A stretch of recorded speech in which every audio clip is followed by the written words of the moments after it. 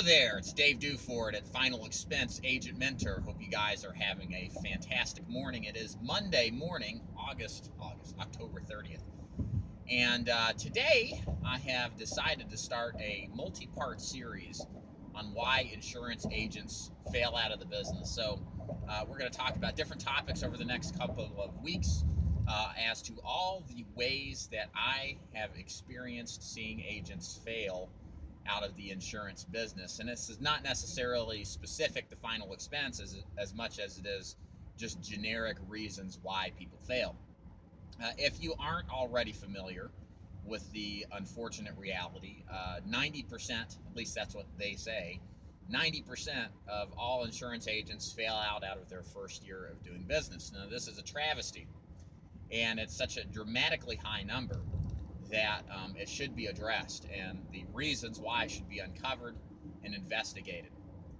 A lot of it has to do with the fact that the nature of this business just comes down to the fact that you only take out what you put in.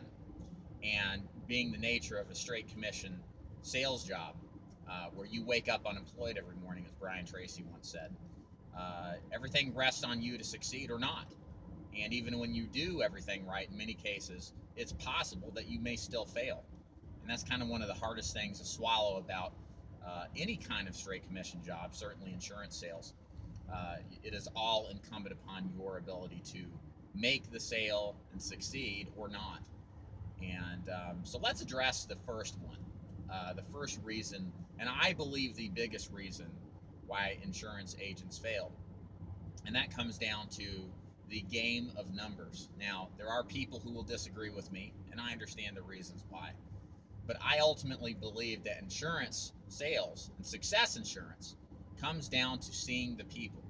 You have got to secure a number of appointments on a consistent basis to succeed in selling any kind of insurance. It doesn't matter what you sell, be it Final Expense, be it Medicare, be it term life insurance, selling to business owners.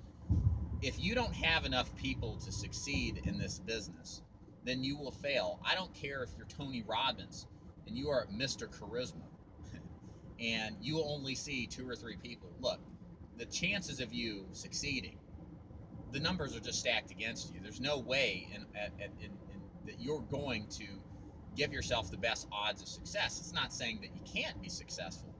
It's just that the more numbers of people and appointments that you keep, the more that you see, it is more likely than not that the odds are very high that you're actually going to make sales that are going to be successful.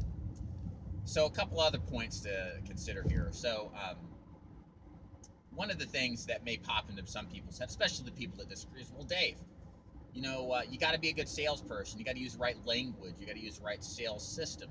You got to use the right process. And certainly I have one of myself that I teach to Final Expense agents, and I cannot disagree with that as being something that's important. However, that all doesn't matter nearly as much until the agent is successfully sitting in front of a number of people on a consistent basis, week after week after week. I've trained hundreds of agents. I have interacted with all sorts of agents across the spectrum. And whenever I sit down with an agent that's struggling, I can tell you 9 out of 10 times, it always comes down not to their capability or incapability to sell, but it comes down to their consistency and level of activity, defined as a number of presentations given. And the thing is that it's so simple that it's complicated. Many times, the failures or shortcomings that an agent has experienced can be instantly remedied by seeing more people, by giving more presentations, by asking for more sales.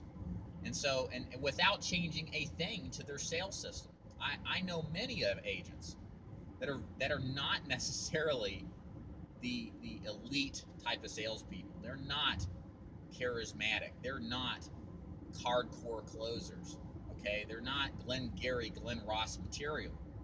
They're just normal people that follow a system. But more importantly, they follow a system of prospecting.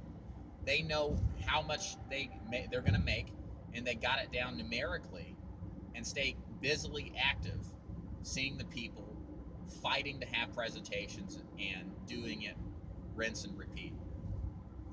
And yes, they could improve their sales presentation, certainly, and they do in some cases try to make it better, of course, but sometimes good enough is good enough. And when you are seeing enough people, you're sitting in front of 15 people a week. Look, you're going to make sales, unless you're just a complete moron. You're going to make sales, and you're going to be more successful than the guy who's extremely good and only sees 5. Okay? You know, you have 3 times the volume of presentations. And as long as you follow the basics, you don't have to be a genius at closing or even a genius at objection rebuttaling. As long as you're in front of a lot of people, the numbers will work itself out, and you'll probably be more successful than the guy who's seeing 5 or whatever. So for you guys that are struggling out there, this video is really meant for you. And it's also meant for, as a reminder to anybody coming new into this business, is that it really comes down to numbers. The guys that are extremely productive with presentations, generally speaking, aren't bad at sales. I mean, they're at least good enough because they've got more at-bats. Okay, I mean, think about it. If I do 150 presentations in a month, I'm going to be better than the guy that's going to do 20. You multiply that by a year's worth of effort, you know, and they only do, you know, 240 presentations where I've done 1,800. I have way more experience dealing with a variety of different prospects and situations that are unique. I'm going to be a better salesperson just by default and experience. Doesn't mean I can't take on more sales training to prove that. But the point in the matter is to remind everybody why it's important to see the people and why that reigns supreme as the #1 way to secure yourself to being successful in this business. Because without the numbers, it doesn't matter how good of a salesperson you are. You're more likely, the odds are stacked against you. You're probably going to deal with more frustration, not sell as many as the guy who's tripling the productivity or even doubling. So with all that said and done, as a new agent, come into this with the mindset of sitting down, trying to acquire as many presentations a week. A good starting number for me is 15 if you're a full-time agent. If you're part-time, 8 to 10 is a good number to hit for. And what you'll experience is through an active effort to hit those numbers on a weekly basis, you'll arrive at your own numbers. You'll know what your closing percentage is. You'll know how many leads you'll need to purchase if you're purchasing leads, or if you're cold prospecting, you'll know how many doors you have to knock on or businesses to approach in order to get those presentation numbers. And you'll be able to arrive somewhat mathematically at a number that helps you better define what you need to do in order to hit the kind of income goals that you have. And again, it all starts with the numerical approach to this business. You might not need a ton of appointments. The odds are that you will. And anyways, it's better to have more appointments than less appointments, because again, statistically speaking, you'll realize a higher number or higher revenue with more presentations just by default. As long as you're not a complete idiot in front of the prospect. So anyways, that's it for this video. Catch me next week. We're going to talk about part 2 of why insurance agents fail, and we're going to talk more about the sales approach or the sales system. Very important as well. My name is David Duford, a Final Expense Agent Mentor. You can check out my website. It's feagentmentor.com. If you're interested in selling Final Expense, I implore you to check the website out. Lots more sales training videos and articles at your fingertips. Also, if you're an existing agent and you like this kind of coaching, I have a coaching month-to-month program called the Final Expense Inner Circle. Check that out at my website too as well, feagentmentor.com. Any questions or comments you have, please leave a comment below, and I will see you guys next time. Take care and have a productive week. See you.